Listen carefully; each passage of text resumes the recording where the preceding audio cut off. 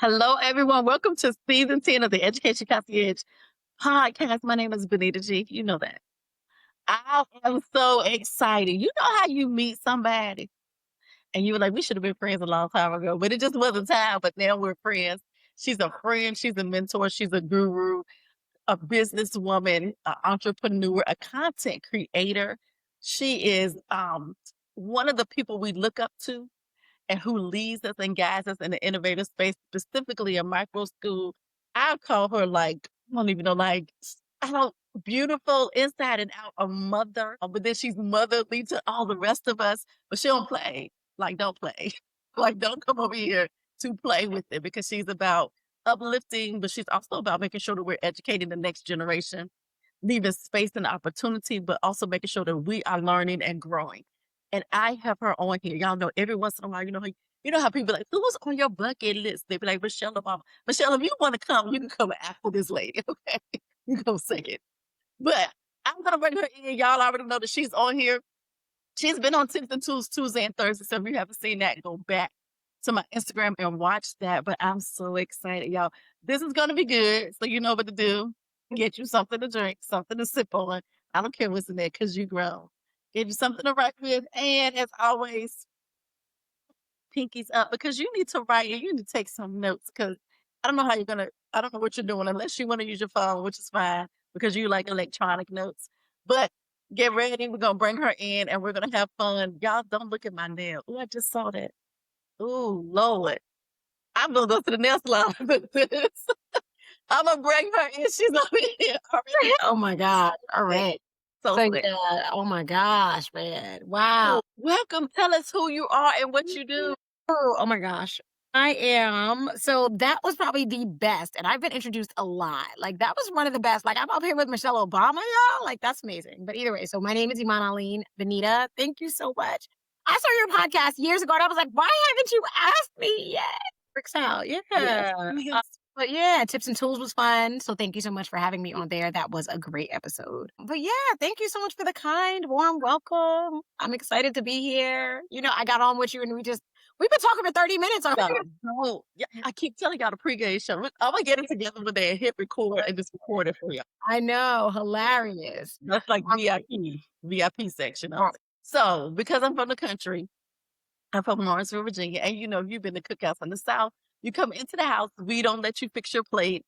You come in, take your shoes off at the door. You go down the hall and you wash your hands in the guest bathroom. You're not cooking, so you can't use in the kitchen. And our mamas put those good towels up. They not for you to touch, they just for you to look at. Use the paper towels in the bathroom. Come on back out. And in our house group, we grew up asking our guests, the first question was, would you like a section plate or you just need a regular plate? Oh. So that's your first question. That's fancy. I'm always going to go for the fancier. The section plate just sounds really fancy. That's like luxury stuff. Yeah. So. And we grew up like that. Our mother did not like her food to touch. I hear that. And so we grew up but my dad didn't care. And actually, my daddy didn't eat off paper plates. We had to get him a real plate. And he's like that now at 80. I went to go fix him a plate the other day. And I was like, oh, yes. Grab the real plate. That. I can see. Listen, there's something about the clink of a fork on a plate. That. Those are the little mindset. I talk so much about mindset and stepping into the version who you want to be. There's nothing like a glass cup. And you know what I mean? You feel like at a restaurant. So we just talked about that. We went to an event. Yeah. Cocktails. Well, I don't drink, so I got a Coca-Cola. But they gave us these plastic, the plastic cups. And my son and a coworker, we were like, because I was like, I do not. Yeah. I don't know if this, but I don't like that. I want a glass. Right. Yeah. And it was a nice, fancy. Right. Yeah. It was a nice plastic, the strong, whatever. But it's cutting my lip. And okay, look, we're gonna get focused. Okay, look. No, so my answer is section. Just section. Nicer plate. I don't mind if my food touches, but I'm always going to go for the nicer option if I can. We're gonna talk about that mindset. So you come in, it's a Southern style buffet. So we put We give you all of the food, and if you don't want it, that's fine. And what you want some more, you come back. But we're also going to give you a nice glass of cold sweet tea because unsweetened tea is a blasphemy where I'm from. I hear that. I can totally If see you don't get that, you be like, let me get water, some soda, either one. But we don't even know what unsweetened tea is. Yeah, okay, I hear that. That makes sense to me. So we're not gonna do that. But and then so, diabetes, whatever. And be like, if they can't have that, hit us some water, we got you. We got you. Because sometimes the older people, I'm like, oh, you ain't supposed to be drinking that. Here's your bottle of water. Okay. When in Florida, there was definitely a shock in what sweet tea was. I'm from New York, so this Oh, was no. So yeah, so sweet tea was definitely something that I was not ready for sure. So that is sweet. And now when you said that, I'm like, I know you were like, ooh. It's incredibly sweet. But I would usually mix it with like half water, half sweet tea. And I even have been to places, I'm like, this is not healthy. This is not okay. Can you bring me? I do like you. Can you bring me like a little bit of water? Yeah, Arnold Palmer though, which is I think with lemonade that I can vibe with. So So now they call it a sunrise. now they call it a sunrise. So it depends on what part. Like where I am now in Memphis, I went to Chick-fil-A and I wanted fries and I wanted Arnold Palmer. That's all I wanted that day. And I said, "Can I get an Arnold Palmer?" And everyone looked at me like, Oh, I'm gonna have to look that up. There's probably something behind it. You know how this be like, who is Arnold to research that? that's a whole other conversation about who he is. Assuming that there's something behind that because that's Yeah. And then I looked up and I said, "Oh, I think it's here sunrise." And they're like, "Oh, yeah." And then the girl, she said, "Do you want it unsweet?" And I just looked at her like, I did like, dare you. "Ma'am, what are you?" And I said, "Oh, no. Everything needs to be sweet and mixed nicely. It's like you guys do here for like at Chick-fil-A. Like I want the Chick-fil-A version." Yes. I was just like, and then so now I know, like sometimes I have to look at the menu because I'm like you. I'm like, Is it Arnold Palmer? Yes. You should know what it is. Thank Yeah. you. But it has a different name. Okay. So tell us, what kind of academy? What do you do? How are you legacy in progress? Oh my gosh. So what do we do? So now we have like I'll start off with so Kind Coral Springs is kind of like it's the baby. It's how Kind started. We currently have 30 students on our roster. We are what we call a micro school. Last year we had 36, and this year we were like, we're actually going to try to scale down a little bit and really, really focus our efforts on our operations being amazing in that location. Because at this point, we've now taught over 50 schools how to open a micro school. Yeah. That's a huge deal. We started in about 2023, and over the past 2022, over the past 3 years, we've grown to being able to help over 50 schools. So we really love that aspect of it. So we have, a bunch of schools that use our philosophy and framework, and I love that. So Kind Coral Springs, and then we have basically something called Launch Your Kind, where we teach other people how to open schools. And now we've recently added something called Scale Your School, where we're teaching people who kind of have gone through our program and they're like, okay, now what's next? And really start teaching them how to legacy build. So that's our signature program. So yeah, that's kind of what we do. I love, love, love that we get to do that. I was just at the school though. I'm still doing that. I get to coach people and teach them how to open schools, and I get to coach people and teach them how to legacy build. So that's what we do. I love it. And you guys, she has started Kind Con. Yes. Not being yet, but I do have FOMO because the pictures and the videos and the content that comes out is always amazing. Somebody just posted like this happened, I think, like in August or July. We're July, yeah. Let me post now because I'm still really Yes, we just got our headshots because we did headshots this year, last year too. So everybody gets headshots. But it's a very good, like it's a retreat for very heart-centered kind of CEOs, like people who are stepping into that, role, that leadership role. But it's to have fun. Like most of us are teachers. We've spent the whole year pouring into everyone else. It's time to come out and dance and party and move and enjoy and be poured into and cry and meditate and yoga and we have a blast. We have a really blast and do dinner together. But Kind Academy, like I didn't even say anything. That is like the business aspect of it. But what like our core values is changing the world through education, joy centered everything. If I go into the space and there's a bad vibe, I'll literally like, no, Like, I don't know what's going on here. And we usually don't because our values are. I should walk in and feel so much warmth and feel so much joy and feel so much like good vibes that it's, you know what I mean? Like crazy good. So that's what we do. We've had, kids come through there that generally don't fit into traditional public school.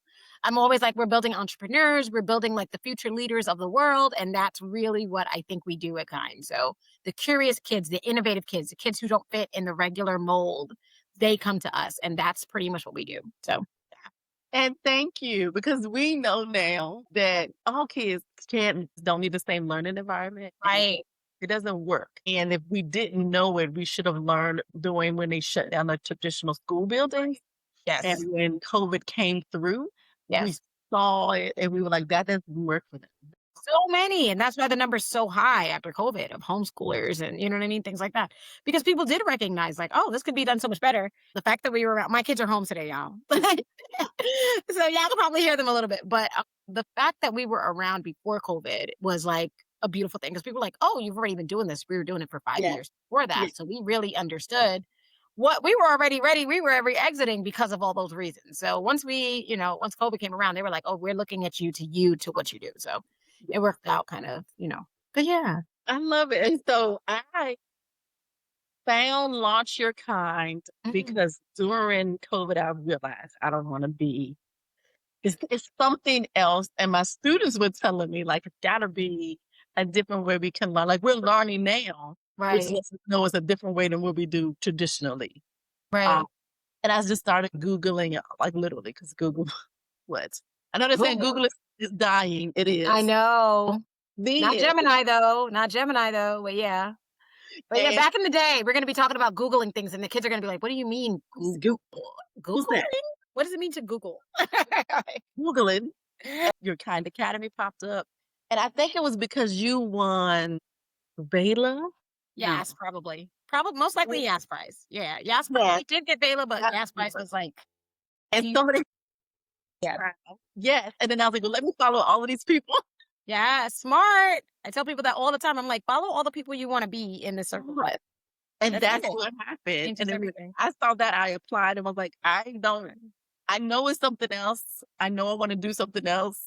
And you were like, yes, come. And I appreciate that because this is my next question. I know what it is. I know the answer to it, but how do you serve families, students, and communities in a new way?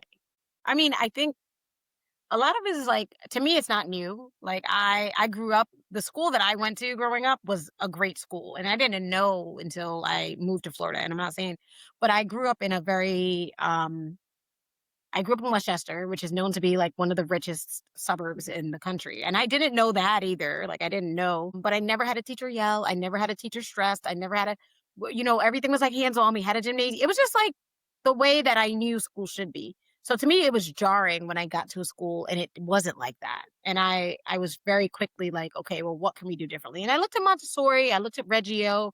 And from there, I was like, okay, this is the way school should kind of be. And those are kind of how the ideas of what we did came about. But internally, it just didn't sit right with my soul. I think it's really like my instinct was like, this doesn't make sense. And it took, I think, people, 5 years to kind of catch up. There were always people that came through us. But then, and I feel like that happens a lot for me, is like, I look at things and I'm like, this doesn't sit well with my soul, like this isn't. And then later on, people are like, you know what, that makes sense. And I get it once everyone kind of, but I think that's what it is, I needed to hear that. Like I felt I need to hear that. I need to make sure that I remember.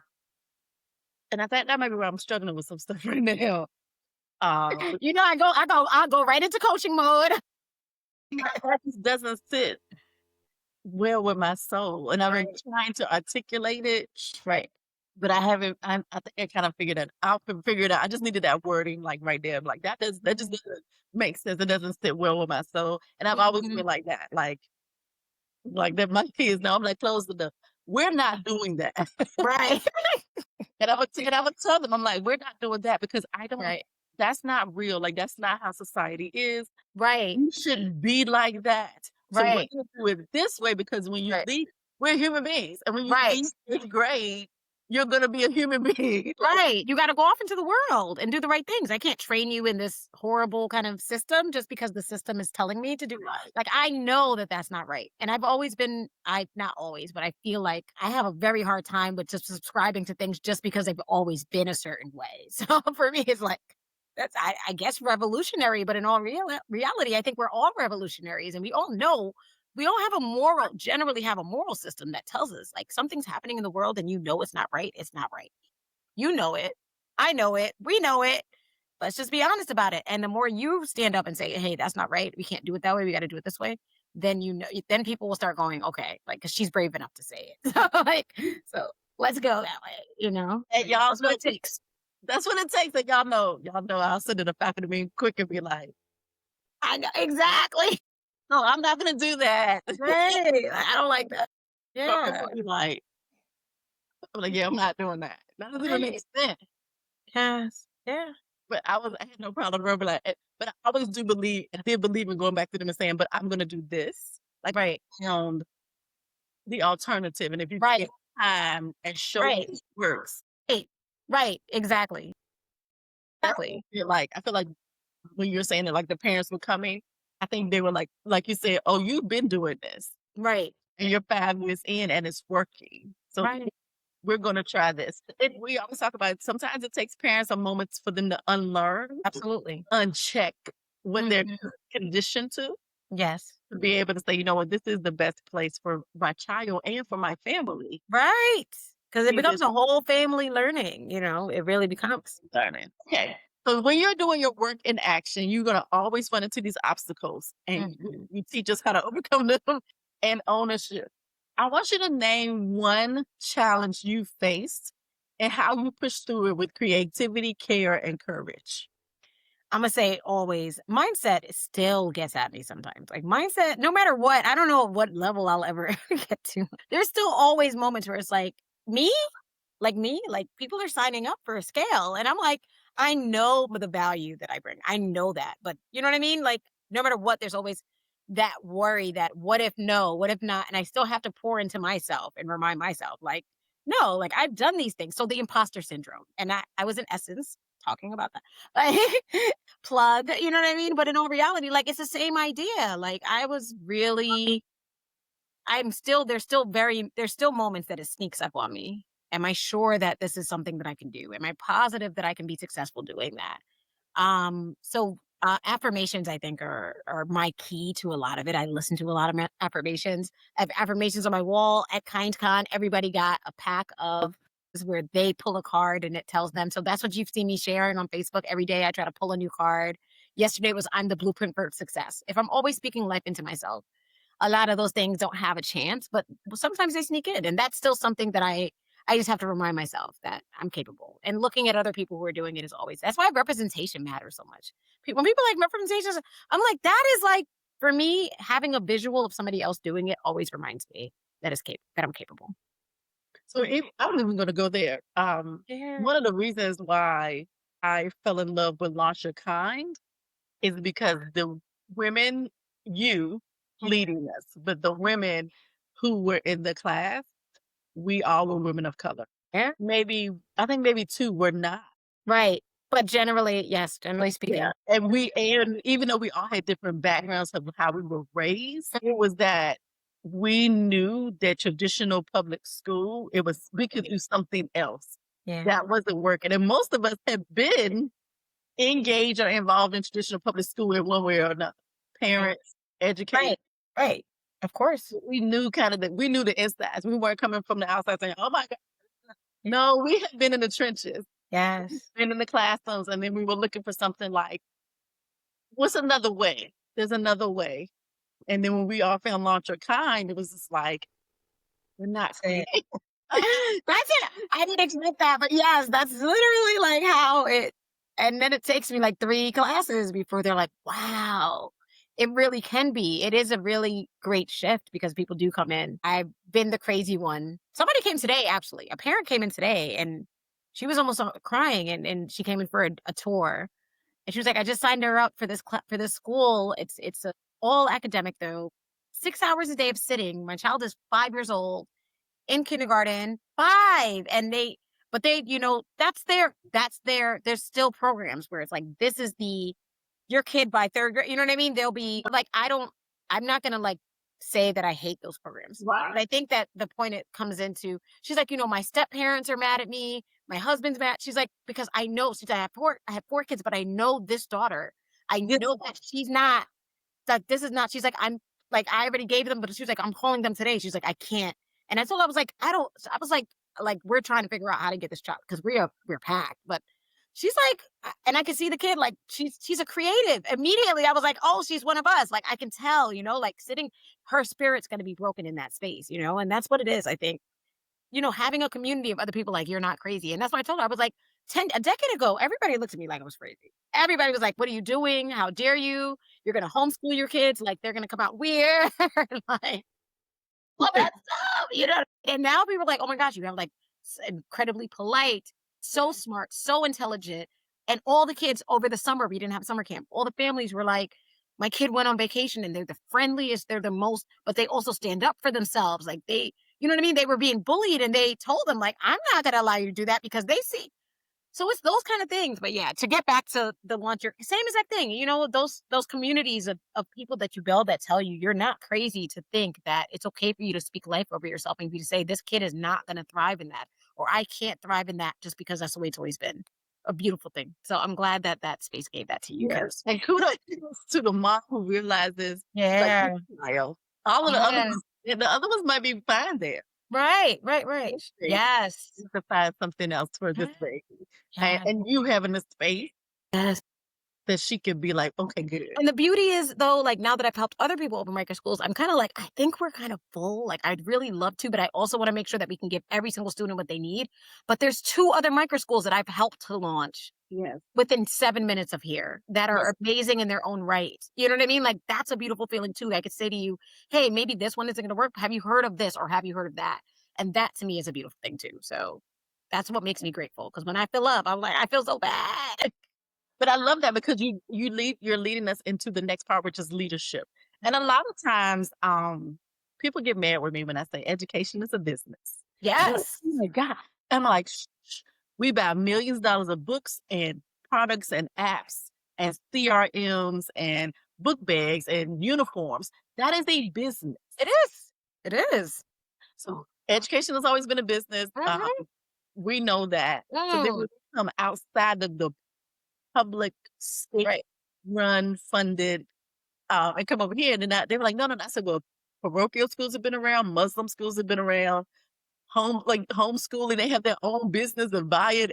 Absolutely. And all of the things, and it's a business. And so you have taught us, and I was telling somebody the other day, so, one of the biggest things that I learned in Launch Your Kind is you are a businesswoman. Yes, you are. And I was like, just hearing somebody say that to me, you are an entrepreneur. You are a small business owner, because coming out of the classroom, I could only Right.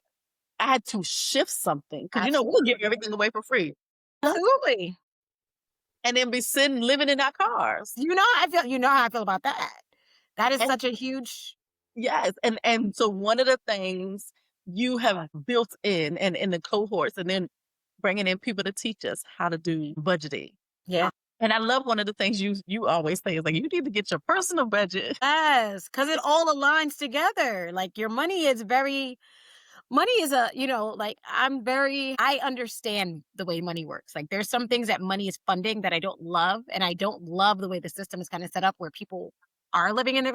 I hate homelessness. I hate, people being unhoused. And I understand that that's like an active thing that's happening. But if we don't understand money and the way that it works, it's so challenging to be able to survive. And I need my people to have good nervous system functioning, and to be able to build programs that are sustainable. So I have to teach you about the money. But if your money is not right at home, like your personal finance, the business finance is going to be a mess too. So you really need to just understand money and the way that you do your financial literacy before you come into a business thinking, oh, I'm just going to do it with my heart. Because I promise you, ma'am, you cannot go to Amazon and go, hey, Amazon, like, just go ahead and send me that, because I love doing what I do. It's not the way the system is set up right now. So I Never. was, it's facts. I don't know if I told you this. I don't know if I was comfortable telling you this back then, but we were $40,000 in debt before COVID hit.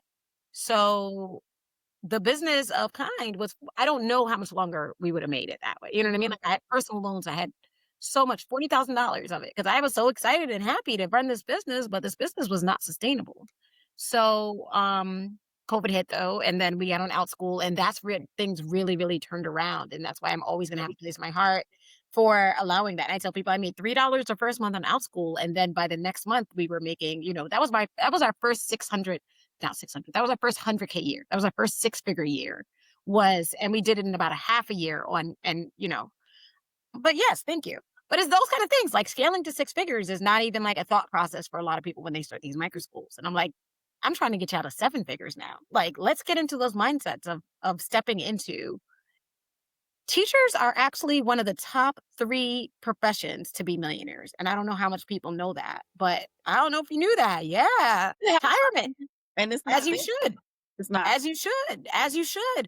But I feel like we're in a time now, and this is me kind of like, this might feel a little bit off topic, but I feel like it's such a valuable tool for educators to really start. We are so intelligent because we will literally go and look things up all the time. We will read the books, and generally we become educators because we like education. So if we get that extra education, normally that's the only difference, is a gap of knowledge. So if we can fill that gap of knowledge, we can usually attain whatever it is. Like if the goal is, hey, to have $1 million in the bank, by the time that we need to have how do other people get there? Go and find the books. And I have a ton of books that I read. But the Millionaire Next Door, I read that book about 20 years ago. And that's the first time I heard that teachers, and they generally do it traditionally through like 20 or 30 years. I haven't read that book in 20 years.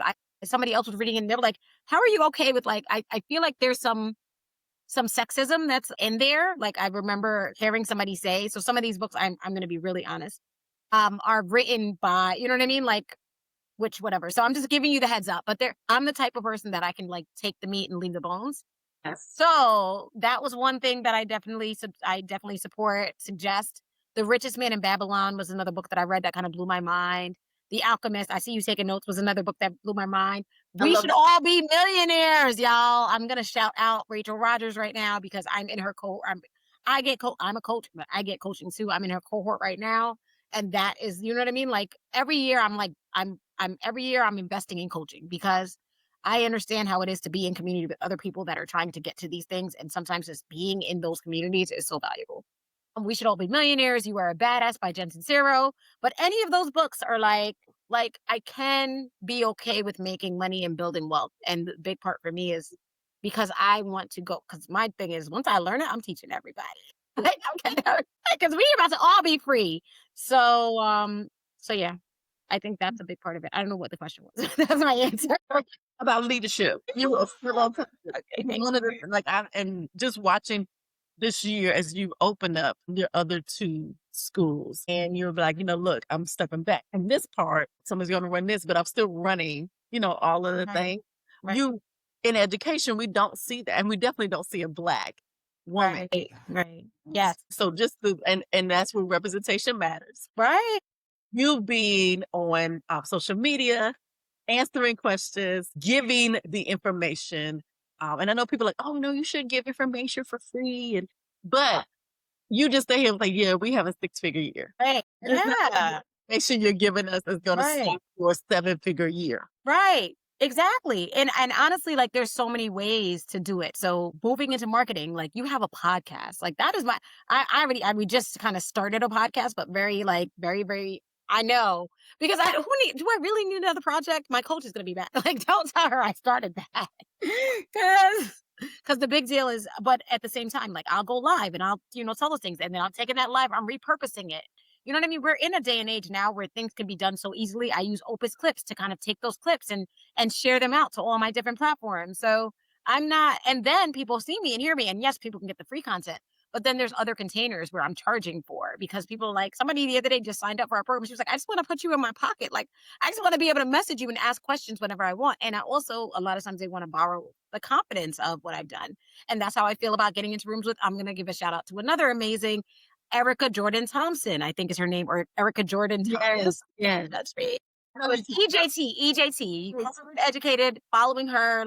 But those are really, in all reality, those are the levels that I'm trying to get to. And I'm always like, I've seen, Rachel sitting at tables with, there's another one, I think her name is Leslie. And I'm like, I'm gonna be at that table one day. Like that's one of my goals. But seeing that is amazing. Seeing somebody who looks like me, who's like unapologetic about sharing and her values and inclusion and diversity and building wealth so she can help. Yes. That's all such great leadership to me. So I love it. And so, yeah, I'm sitting here, I'm like, I need to sign up for coaching again. I'm playing. it is We do a couple of different things on here. So there are two things I love. We used to call it the controversial corner. okay. And then truth table. And so this, look, y'all know they don't know anything about the question. I kind of pull it out of the air from what we've been talking about. And so I was like, Lord, what can I ask?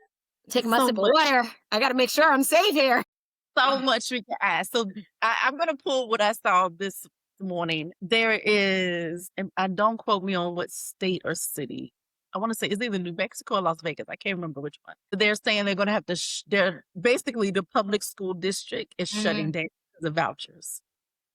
Wow. So no more vouchers? Or, the public No. schools are shutting down because of vouchers. Right. I am in the state of here, Tennessee, but I also go back and forth to the state of Florida, which both now have vouchers. And then here in the state of Tennessee, they didn't track them. Makes sense. So like Florida, there's this, there are two systems. You go in, step it up, Right. and the other one Right. it was tracked.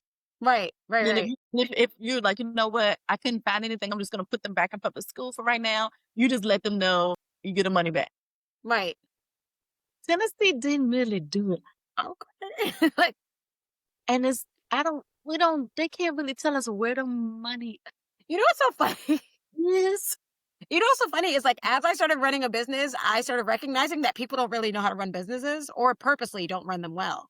And I was like, I understand now. I don't want to say necessarily corruption, but there's a lot of that kind of thing that happens at certain levels. And I see it when I'm doing the work now. And not So my surprised. question to you is, when people say that to you, because if people try to argue with me, and I told them, first of all, I'm grown, I don't argue. Because I'm not arguing with you. I think we can have a discussion and not Right. agree. Right. All of you yelling at me and getting upset. Because first of all, we're not even in school. I Right. graduated in 94. So don't and let's have a discussion about your thoughts. And some, Absolutely. and so Absolutely. what do you say when, or if you have a conversation with people who say, it's y'all are deep.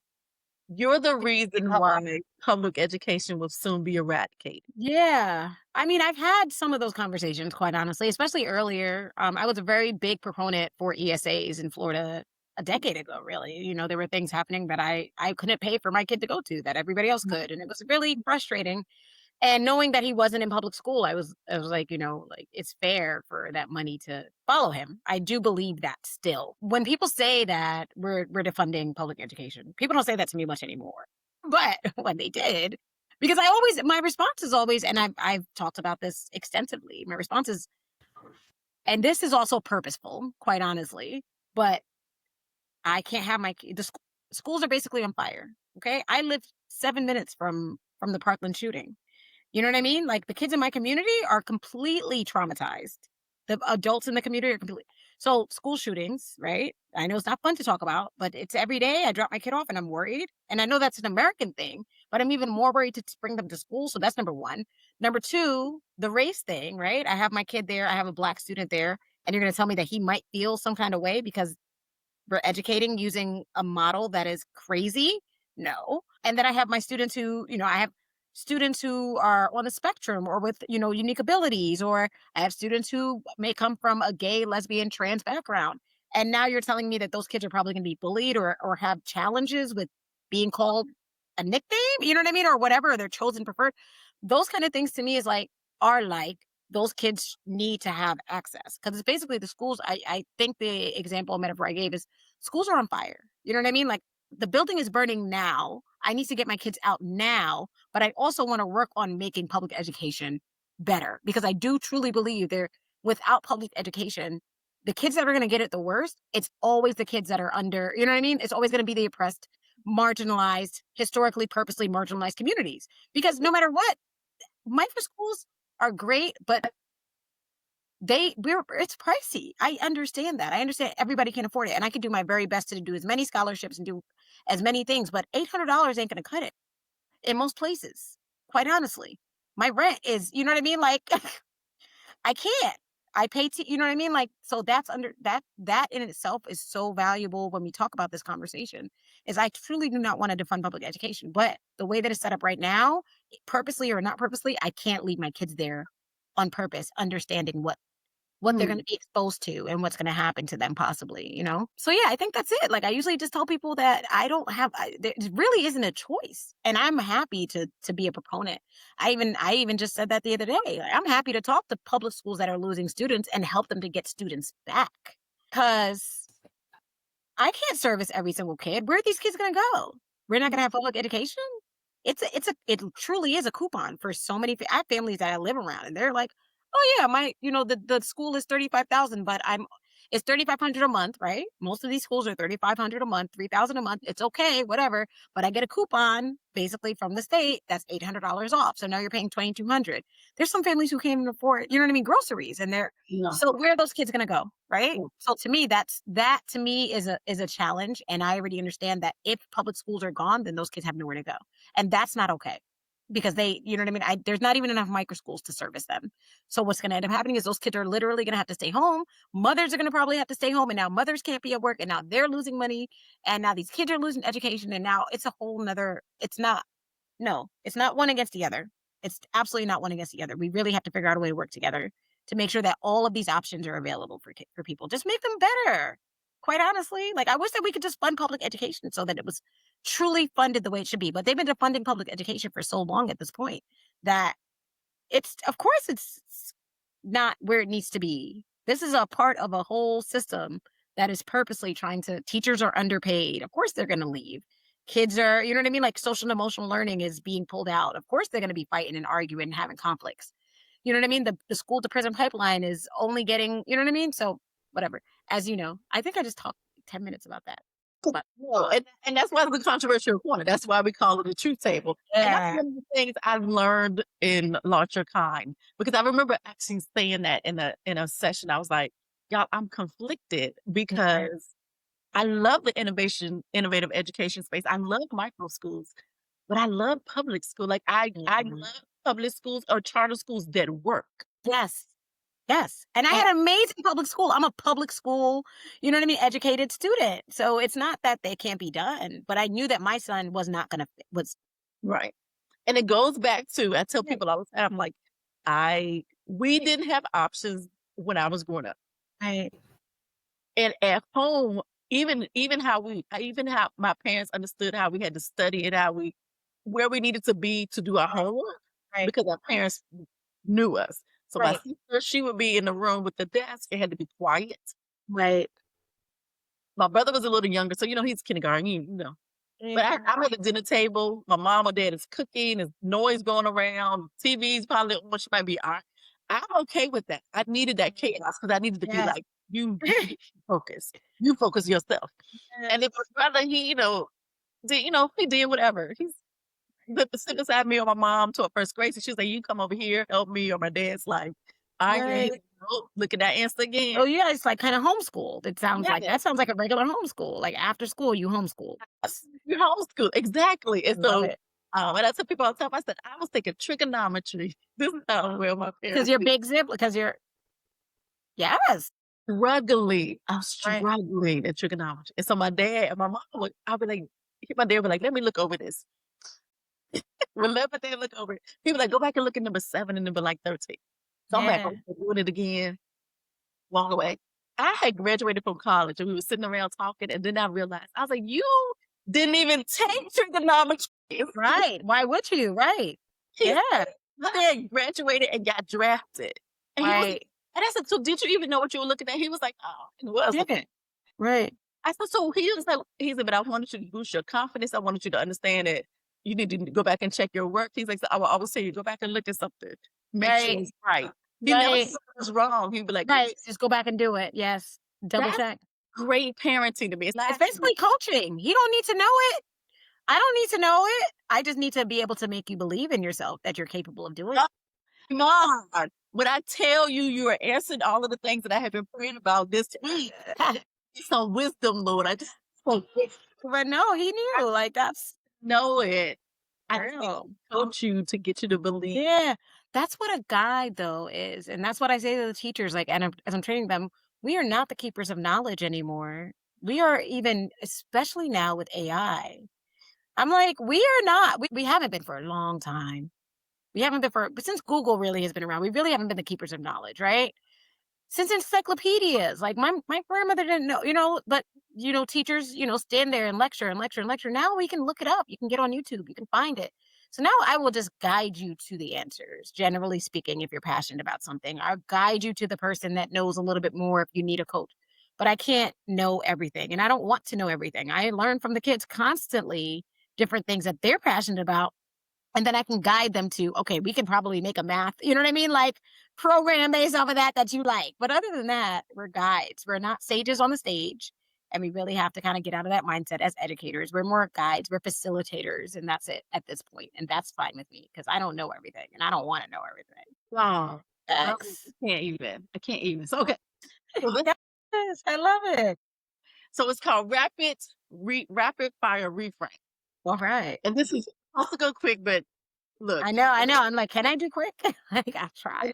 educators always say that we always give an explanation if you need to. That's fine. We always say Yes. both.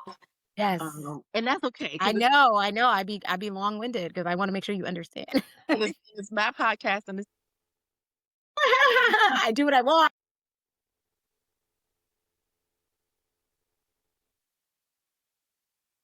Culture. Culture is the curriculum. One thing you would delete from a traditional school day. 5 hours. Daily the whole back. So, They can learn in like an hour, bro. Yeah, it would be, all those seven classes.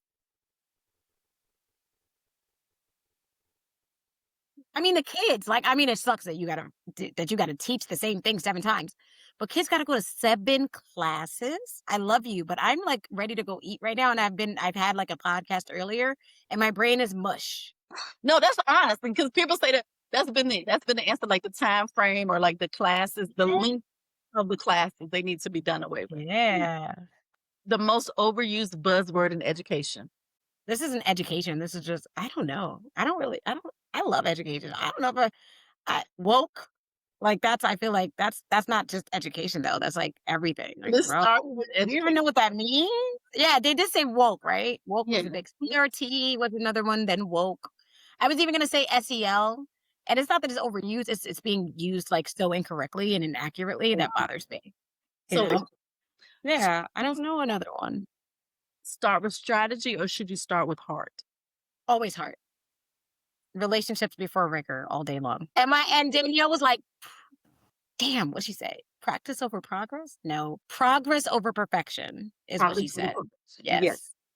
Yes. What's a meaningful mistake you have made? I was going to say that $40,000 in debt was huge. I definitely learned. I make mistakes every day, every single day, all the time. But a very meaningful one that I made, like that I learned the most from, Mhm. I'm going to have to go back to the $40,000 in debt. That was definitely a very, and then I made it again, honestly. It's happened more than once. I'm going to say like not believing in myself though. I'm going to lean into that only because every time that mistake was kind of made, it was, like I knew the right way to do it. And I just, didn't kind of to some degree, but not believing that I could build wealth, I think, like not having the belief system in place, you know? Y'all don't even know I'm sitting here like, don't cry. Stop, cry. It's okay. Crying is so good. Cry. Do you know how good it is for you? I tell people all the time, like, cry. My sister, Aisha? Do you know Aisha? Was she in the same with you? Listen, yes. My sister-in-law, she's the one that told me. And she's like always been my little sister. She's younger than me. She's not my sister. She's my actually sister-in-law. But she's like my little sister. So I grew up, she was always like taking knowledge from me. And I was like, dropping gems and things like that. And I saw when it started to not switch, but when she started to feed into me too. And she was like, one day, she was like, she's like, I cry every day. She's like, we need to cry every day. She said two things to me. You need to cry every day.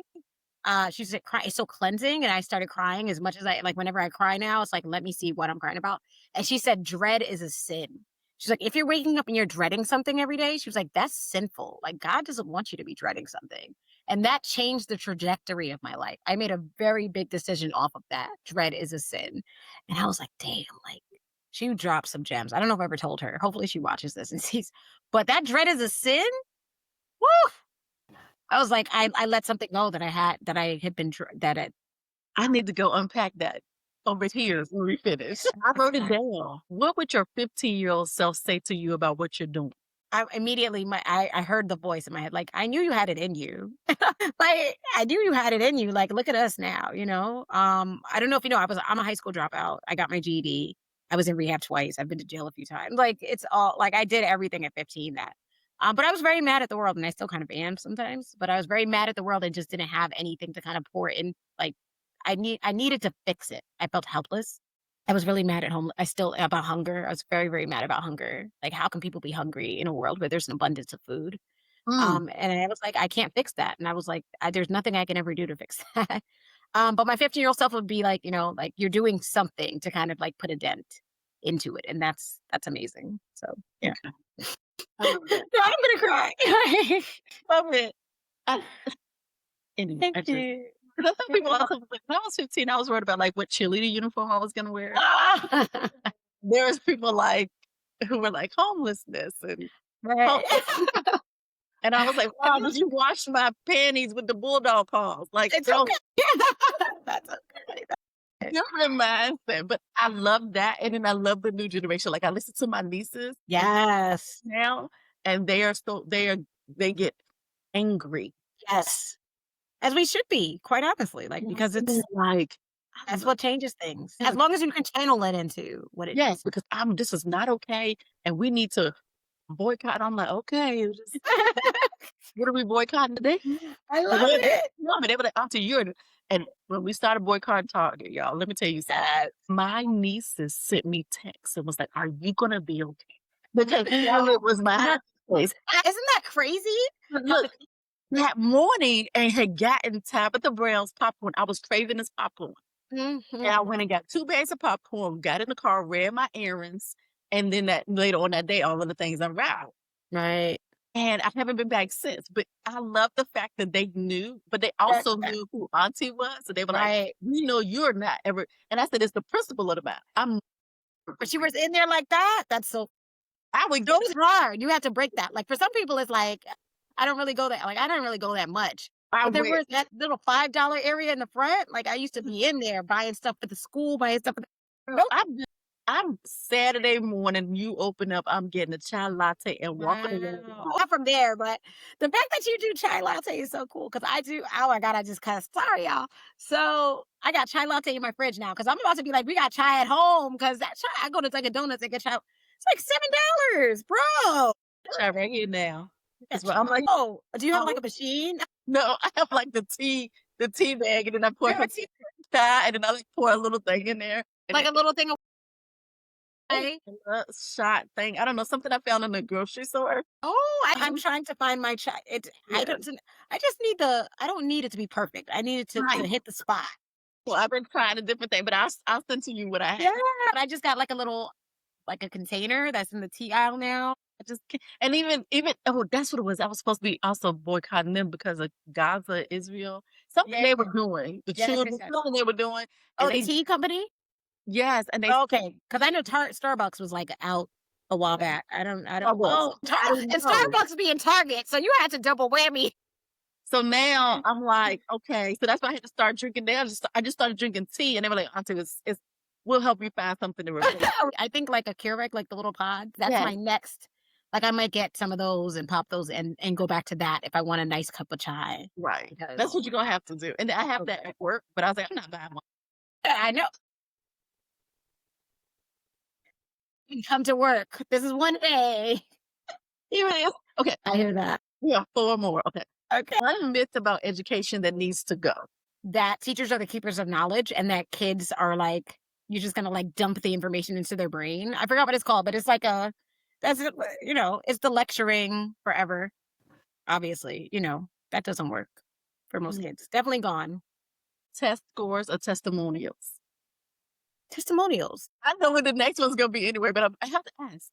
Textbooks or TikTok tutorials? TikTok. So TikTok and Black History from a Decolonized is what got me to six figures that year. I don't know. I taught TikTok classes during COVID. I taught kids how to do TikTok dances. And I also taught Black History from a Decolonized, which obviously is still going strong now. Yeah, those are my two signature classes. We're going to talk about OutSchool because I have 2 classes on OutSchool and they just sitting there. I don't know. Yeah. I mean, it's not 2020 anymore either. No offense. Like, it's a very different time, but it is. But still things there's still things. I'm happy to drop some because, I love OutSchool too. I really, really do love them. And I love y'all too. And I love because I met them at Hybrid and I met the young ladies. Yes. And I love that. Okay. Yeah. Last question for this rapid fire. Fill in the blank. The future of education is. I want to say in this classroom just because you see it all the time, but that ain't right. The future of the world is in all of us. Like, quite honestly, that's why we got to be working on what we want to see. We need to that's why we need to be educating the kids. So it's inside of all of us. Okay. So thank you so much for playing. I don't know. It was fun. I didn't know how long this was going to take. No, the first time I did this, I was like, beep, beep, beep. And the girl was like, why are you making that? Yeah, I feel like it's these two. I know. I know. I think I heard, which I don't know how true it is, but I heard it's supposed to be, this is what happens when we get a little bit older. Don't judge us, Jen, whatever it is that made this up. But I heard it's 8. I heard it's like, because you 8, I heard it's the number 8 in sign language. So it's like 8. So I heard it's these 2 fingers. But again, I could be wrong. I'm just. That makes more sense. And then, like, the other day, I didn't know. I feel like I've seen. I went in and I was like, is this appropriate? I was about to say this. I do know that is probably not the most appropriate. And so they started laughing because they were like, you always go ask. I said, I know, you got to, because what did I do? We did something with the group and I was like, 6, 7. 6, 7. And I was like, wait a second. Like, is that right? What I think it's doing? But it's okay. It's safe. I was like, thank God. But so I didn't know way back in the day. Y'all remember thought? Oh, you didn't know that? And so, but I'm teaching. And so I was like, last night I had a thought and then I paused. Oh. The whole class bust out laughing. And I was standing. Thought. You said thought. You didn't say thought, though. Like, that's funny, though. But I paused. And so the kids were like, and I said, close the door. Y'all better tell me why y'all laughing. I know. Tell me what this is. And they said, and I said, say it because we're in a safe space and it means them. I mean, in my brain, think, thought, and they were like, right. I'm on the board spelling. Yes, no, that's hilarious. I would never. That's why I love having my middle schoolers, though. They be putting me on to everything. I be putting them on too, though, because I be on TikTok. So sometimes I gotta let my other kids, because they don't be on TikTok. They feel like I'm crazy to be on TikTok sometimes. They're on middle. So I'm like, I know stuff before them sometimes. But in the classroom, we have middle schoolers and high schoolers now, like a good amount. So they be immediately 6, 7, 6, 7. And I'm like, okay. We close every episode with letting people know that I am a Christian. I know y'all be like, she. Oh my gosh. I know. I'm like, wait. And you tell you that because I grew up on a little Charlotte Baptist Church on Onondaga Road in Jared, Virginia. And my pastor was the Reverend Jacob Turner Jr., who has passed away, but you better not say nothing bad about Reverend Turner. I hear that. But even more importantly, one of the reasons that I love churches is because before we left, they will always give us encouragement for the rest of the week. I love that. And so, Iman, as you leave as our guest pastor today, give us some encouragement for the rest of the week. You can sing, you can rap, you can say a poem, you can say a quote. It can be however you want to leave us that's in your heart to continue the legacy and progress that we are all doing. Yeah. I'm going to say always keep going. Like, always keep going. Even when you feel like it's not. My grandma used to say, where there's life, there's hope. I think I said that once that term is like, it's so valuable because there's been so many times where I felt like there was no way or there's, like this isn't going to work or whatever it is. Last year, we were at a moment where we didn't have any more funds. We moved into another building, a second location without really, and I swear that was Saturday morning and I was about to start pulling from my savings. But that Monday they called me and they were like, "Hey, we want to give you this." I never asked for it. And it was literally the boon. But it's those things that, like I was just like, I'm just gonna keep going. We're gonna figure this out. So now I tell everybody else, just keep going, even if you feel like it's not possible, it can't happen. Keep going. Just keep going. You gotta make it like at some point. But that's it. That's what I got for y'all. I love that. Ladies and gentlemen, boys and girls of all ages, thank you so much. This has been season 10 episode with Iman. Can Academy, launch your can, all of the can, all of the things. Scale. Because people who are like, I need to add some more revenue streams, I'm really helping people scale. It is so cool because like this is just the next level. And I just can't wait to take some people to 7 figures. That's my dream now. Like my dream was always like teach people how to open schools, but now I'm trying to get people to 7. Like if I can get y'all to 7 figures, So how about this? it's life changing. We're gonna do this, y'all. I'm gonna put it out here now. We're gonna get to 7 figures without me opening the school. Listen, that's what I'm really on. Quite honestly, like the school is great, but I'm also teaching education consulting, really whatever you're off. Intellectual property is probably another really good one. We got because those kind of things, schools are great. I love schools, but this is not only for micro school founders at all. Really educate educators. The goal is educators. Like at this point with AI, with everything that's an option right now, it's So when we come back next year in August, I will have my 6 figures that's what I'm talking about. ready with my coach Iman. And then we'll tell y'all a little bit more of the tea. And then we'll be ready to get you ready to your 7 figures. I think I'm playing. For those of you who don't know me, y'all know I'm not playing. Right. See y'all later. Bye, y'all. Bye, everyone. Thank you for having me.